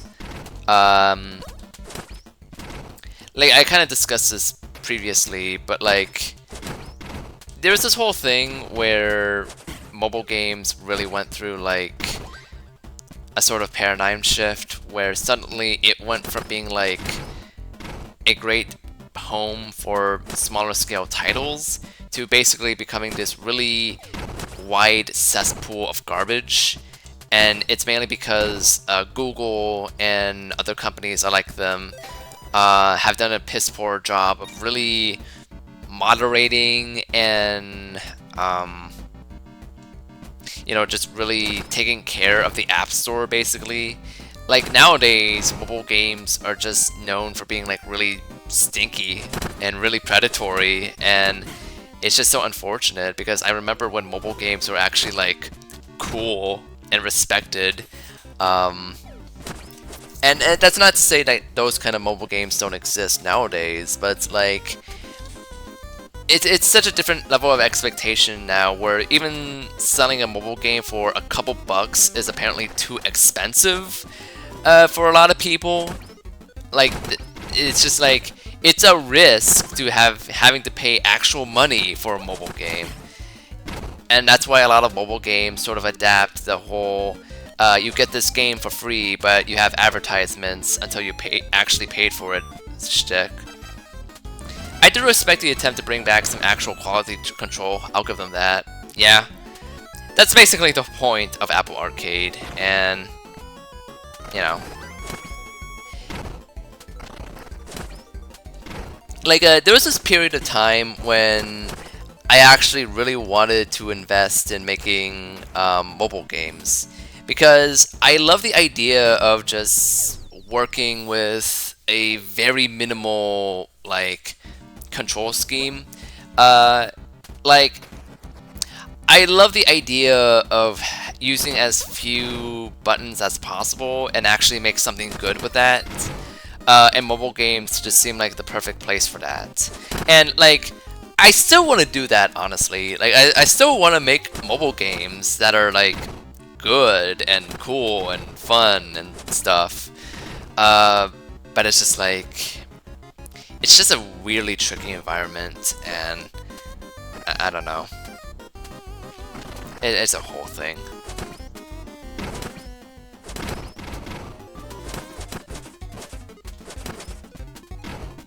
Rifter's Cookie Clicker coming soon. Yeah. An idea that I had in mind is like I have a few ideas for mobile games. One idea I have in mind is basically like a 2D platformer that you control by like tilting the device and you tap the screen to jump or whatever.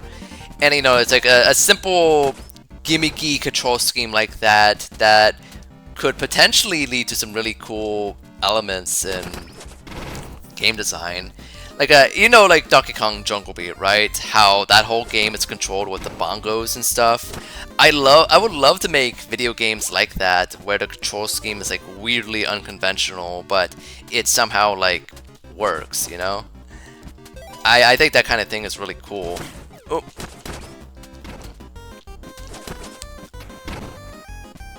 Oh. Okay.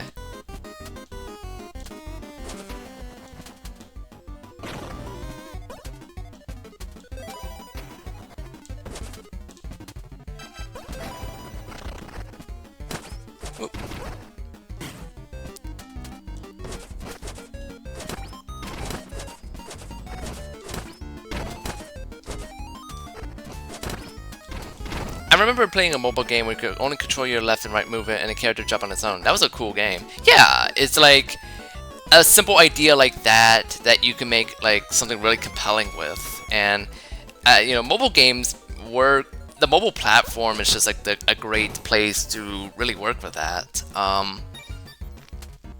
Like it's kind of funny, because like we're all familiar with like those kind of fake mobile game ads that are like a game that doesn't really exist that has you do some weird shit.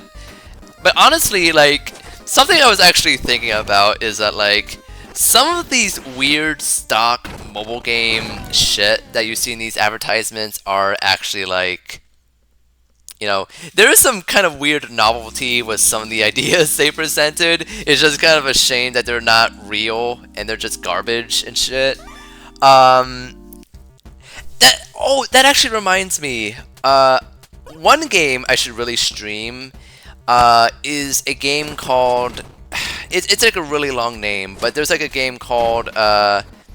You seen those games? You want those games? I don't remember the full title, but it was basically like a mini game compilation of all the games that you would see in those fake mobile game ads. I really need to play that on stream. Like that's such an ingenious idea. And I believe it's made by the people that did the remake for Katamari Damacy. Yeah. Um, I have it on my Steam library. I need to send it to you, actually. Uh, it's like a really long title. Yeah, yeah, here it is. Let me share this.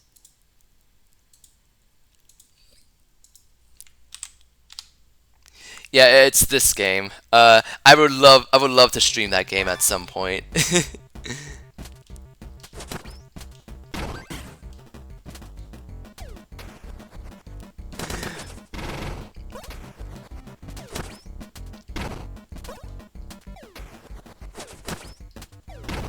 Alright. Now, I need to actually finish this goddamn demo. Holy shit. I was not expecting this stream to go on for this long.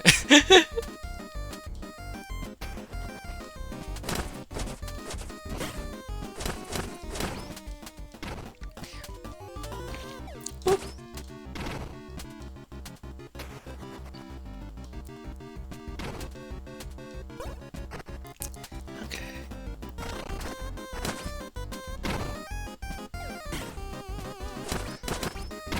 Go up here.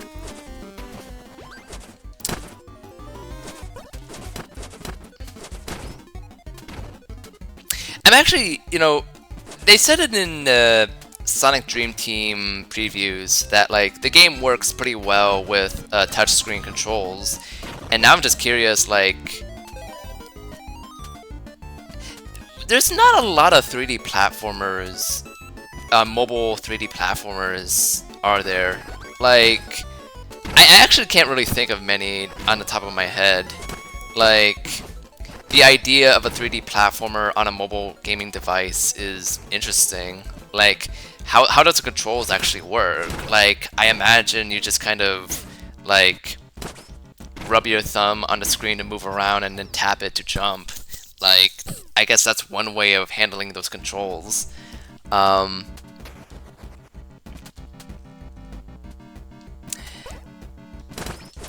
I guess Sonic really is kind of like the perfect character to have that kind of control scheme because, like, since the beginning, it really is just kind of moving around and jump. And they could get away with that on mobile devices. Yeah, like, 3D mobile games are just not really, like, 3D platformers on mobile devices are just not really a thing. Which, makes Sonic Dream Team even more special.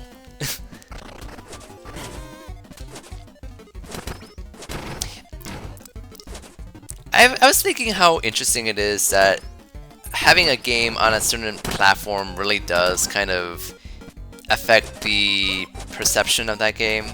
Like, if Sonic Dream Team was a kind of Sonic game that was on consoles, like, I imagine that it would be good, but I could also see it being like weirdly underwhelming just because it is just a small scope game. Certainly smaller than Sonic Frontiers. But it being a game on mobile devices, it's like, oh, that makes sense. Of course it's a smaller game. And that's not really like a problem at all, really. There's just aspects of a game's DNA where it's clear that it was made for a specific format. And sometimes that's not really evident when it's on an entirely different format.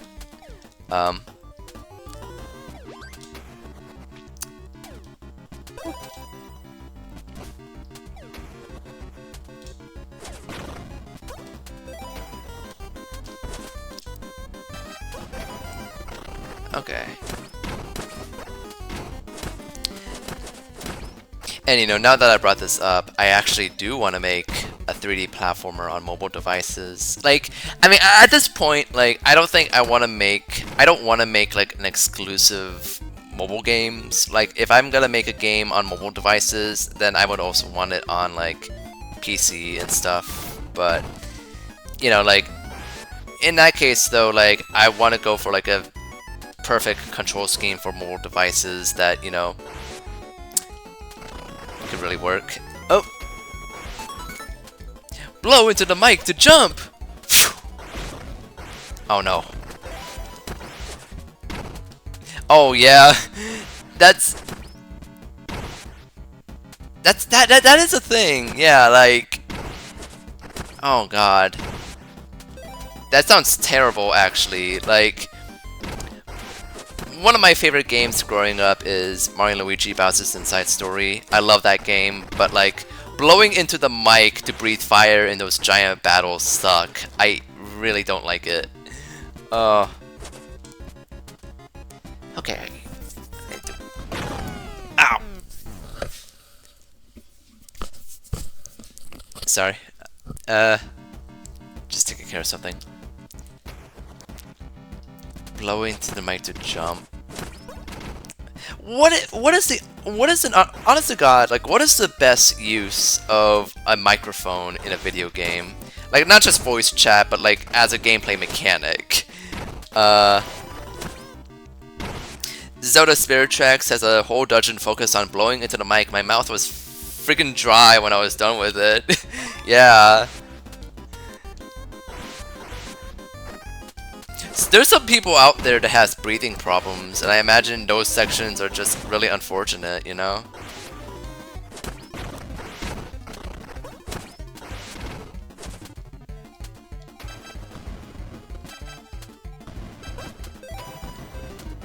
Imagine like an elderly person who is constantly short of breath playing Bowser's Inside Story.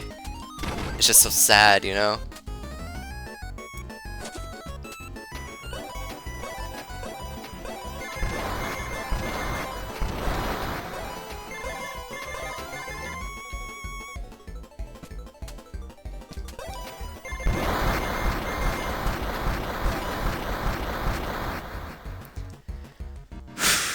Alright.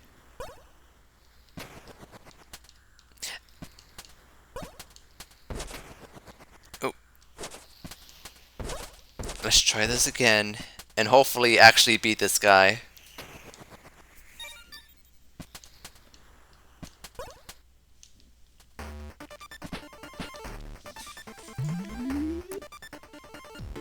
It's funny how the DS had so many games that expected you to do goofy shit like that while also playing it in public. Yeah. Like, you're on a bus ride or a train and you're just constantly blowing into the mic and people are just looking at you strange. God. Imagine doing Sonic Lost Worlds 3DS special stages on a train. Like, God.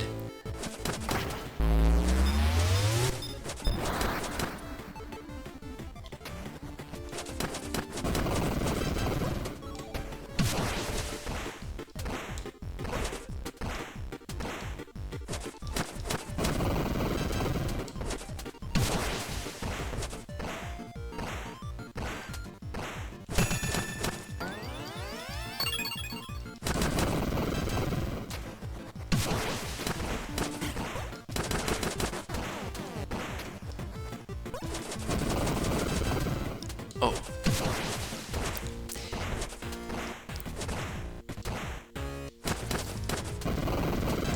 Wow, this guy loves this attack for some reason.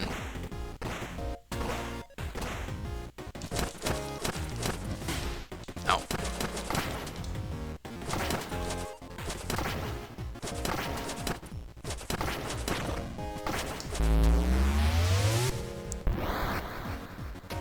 Ooh. One hit wonder for real. Yeah.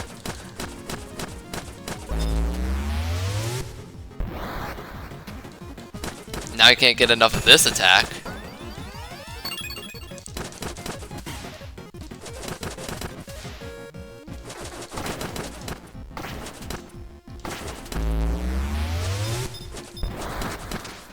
There we go.